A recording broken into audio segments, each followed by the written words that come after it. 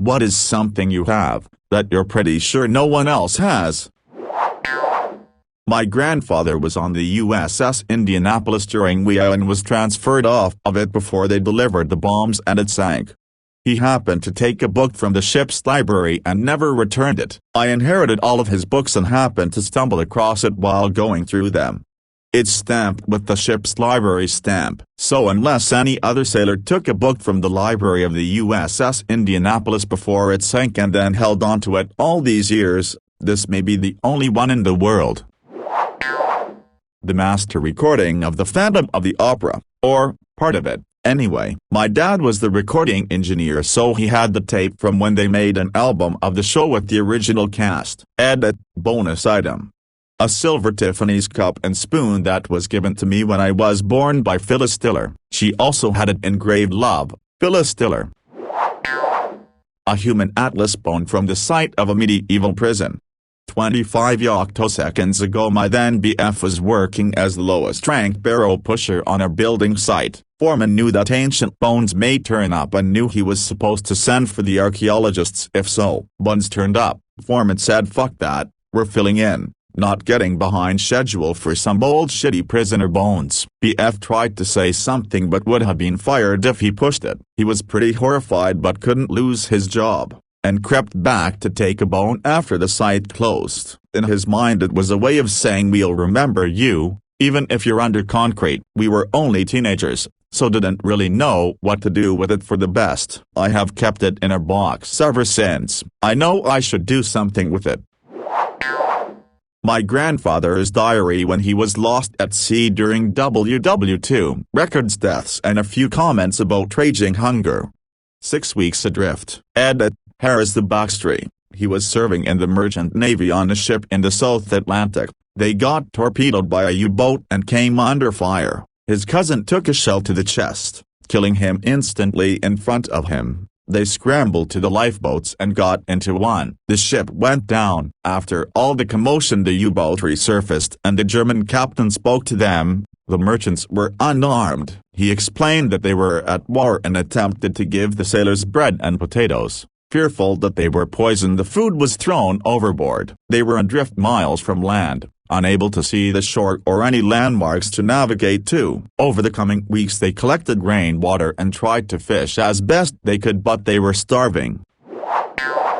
The entries in the diary are brief but concise. People were dying of their injuries and dehydration. After roughly 6 weeks they were spotted by another merchant ship and rescued. When they returned to the UK they were awarded medals but they refused them, turning their merchant navy pins upside down, MN to NW, to represent not wanted. He never spoke about this to me directly, as after the war he did not want to relive the experience. He had 2 children and 5 grandchildren and passed away in 1995. Vivian, Ted, Fowler, Rip, and B. Other family members have requested reading it, but it's in such bad condition, 77 years old, that I refuse to let it out of my sight. It's kept in a plastic bag in a drawer away from harm.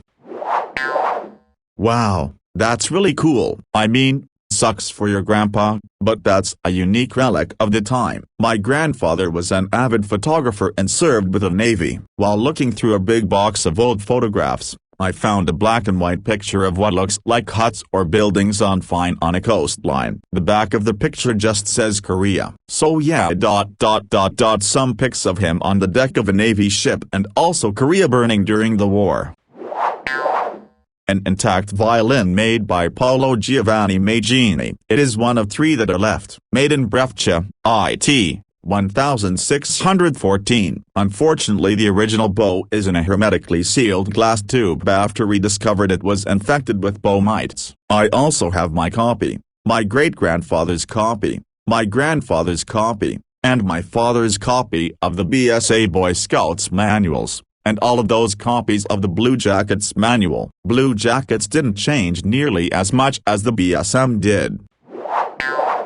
I have tickets to some MLB playoff games that never happened. My grandmother worked for Ticketron back when that was a thing. She left behind a bunch of memorabilia, some used tickets to events and such. Ticketron handled all the Mets affairs back then, too. So, We would always get tickets to games. In all of the things left behind are 2 different bundles of 3 tickets each for the Mets' 1985 playoff games. Only, the Mets didn't make the playoffs in 1985. I am unsure if it was a printing error for the '86 baseball year, or they were printed off an expectation of them making the playoffs. But either way, I have them. I have a tiny school book from the 1800s and the covers are filled with the writings of a little girl. I'm trying to track down her descendants to give them this book, because I don't like having something so valuable and irreplaceable in my possession. But there is no other little book like it. It is a history book and many of the entries would now be considered racist, especially toward Native Americans. And also this little girl, and likely her children and grandchildren, are long gone. That reminds me, I have a book of poems from my great-great-aunt who wrote personal poems through her life from the late 1800s when she went to the big city to learn to be a seamstress and well into the 1900s, and it really captures an essence of what life was like for her back then. Some poems are hilarious, some observational, and one very sad one of her little sister who died at age 4 in the late 1800s early 1900s. Thanks for reminding me. I really need to finish recording the poems on computer and do something with them. If anyone has suggestions, I'd appreciate it. Edit to say wow everyone, thank you so much. This actually makes me really emotional since I promised my late grandmother, who I was close with, and she was close with her great-aunt, that I'd find a way to archive and preserve her poems. Second edit, so many have expressed wanting to read her poems, so thank you, sincerely, for the interest. Once I figure out the best way to really share them on the internet, I'll post a link here. I'm assuming if someone saves a post it'll update with the edits. Regardless, I will find a way to share them on Reddit, on our Pix or any other suitable subreddits for people to enjoy. Again, thank you all for finding value in a stranger's great-great-aunt's poems. You've motivated and inspired me to ensure I find a way to keep my promise to my grandma in archiving/preserving these, and to also share these with those who'd appreciate them. So thank you. My maternal grandmother ended up with an old elementary school book from the late 1800s. I think she got it at a yard sale. I thought it was really cool because the little kid's last name was one I'd heard mentioned as distant family on my paternal side. She gave it to me. After a bit of research, I later found out that it was a long-deceased distant paternal cousin. Dad's family was from 100 miles away. I still think it's cool that it ended up with me. Kind of a weird story, but it came straight of my dad's mouth, so I believe it. My dad is ex-British Army and spent time in all corners of the world from the mid-60s to the mid-70s. 1 month his regiment went on training exercise in Canada, Calgary, and some cold weather stuff. Anyway, him and his mate had some leave time and really wanted to go and see and hike in the Rockies. They headed out for like 3 or 4 days. They went off track a little and found this cabin and some guy was there chopping wood. My dad said this dude's face had obviously had some significant burn injuries. He said the guy was limping quite badly but was a big hefty dude. Anyway, this guy greets them, asks how come they're there, and they have a bit of a chat, and the guy even offered them coffee. They said no thanks and went on their way, but as they were leaving they asked his name and he says, "I'm JP. It was good to meet you." To this day he reckons it was the Big Boppa. He reckons he survived but was so beaten up and disfigured that he just went into hiding. Edit, spelling. World's longest spinning fidget spinner. My father works for a ball bearing company. They developed the world's longest spinning fidget spinner for the Guinness Book of World Records as a PR piece. He got to keep the spinner after the trials and it now sits at my desk at home. Update. I meant longest in terms of the time spun, not length. I added a video in the comment thread for those interested. Update 2. I'll add the video here as well. https://f.b/a79gfq0dcis. Update 3. I mentioned this in the other comments, but to clarify, he got to keep the original prototype. From what he told me, they ended up making more to be given to clients as gifts and be used to in the record-breaking spin.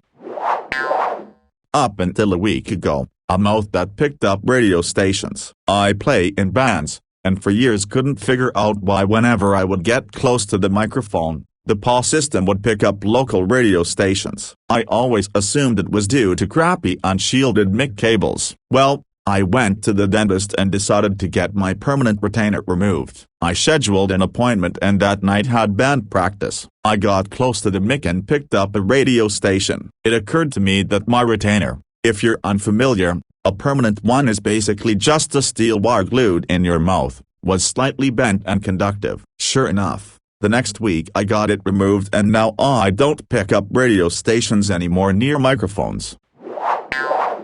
Mine just broke off after 20 years, but I still have the bond on my teeth. I keep forgetting to schedule an orthodontist tap because I don't have insurance for it and don't know if I should have it replaced or just the bond removed. There was a point years ago where one end was sticking out, and I would constantly cut my lip and tongue from it. I went to a dentist tapped and asked the hygienist if they would clip it off, and they said no they couldn't. My dentist had an emergency, I think cut her hand in a patient's mouth or something, so I was waiting almost an hour, just chilling in the chair, when the hygienist came back in to update me. She looked at me and turned white as a ghost and said I was bleeding everywhere. Apparently I had nicked my lower lip with the wire, and didn't realize it, and blood was streaming down my chin and onto the dentist bib. I said, "Yep, that's why I need this wire cut." My dentist suddenly was very willing to cut that part off. Seriously couldn't have planned the timing out any better.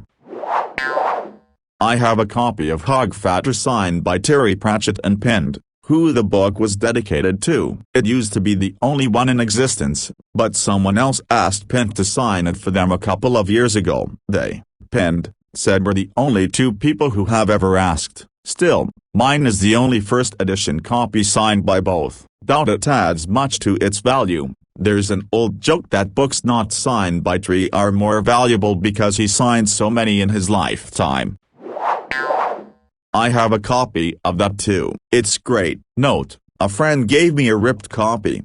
Have no idea of the provenance before that, so perhaps not too special on my end. Found this. https://music.youtube.com/watch V equals KN66. Wait, not sure if the same thing. Edit. Also have a Pink Floyd LP called Dark Side of the Moon, not Moon. Picture of a cow on front. The labels of the vinyl itself are named This Side and Other Side. Has a few songs like Embryo, Heat Beat Pig Meat, and a few others I've since forgotten. Fun stuff. Edit. And the code for the record is CUD 382. I might have the number wrong, but it definitely said CUD. 800-day streak in Duolingo. Edit. The streak is actually 794. I suppose you will pardon the roundup. I know about streak freezes, but I haven't used more than 4 or 5 of them. The ones that protect your streak for the whole weekend. I've never used those. Language. I went through Japanese, German and Italian, and I've been focusing only on Italian for the last year and a half. I'm a Spanish speaker. Did I learn? Well, as much as you could expect from 5 minutes a day. I guess by now I have a decent tourist level and could more or less handle myself around Italy, but I'm very far from maintaining a casual conversation. Congratulations for all your streaks. Higher than mine and otherwise. Keep up learning. You know what happens if you don't. About 2 years ago I accidentally stepped barefoot on a marionberry vine, which is how I found out they have thorns, too. Tiny, evil little thorns. I got all but one out. I swear that fucker is still in my foot, because from time to time that part of my foot will start itching like a sonuva gun. I've even scratched all the skin off all the way down to the fat layer in desperation. Doesn't help. Damn marionberries, why must you be so tasty yet so evil?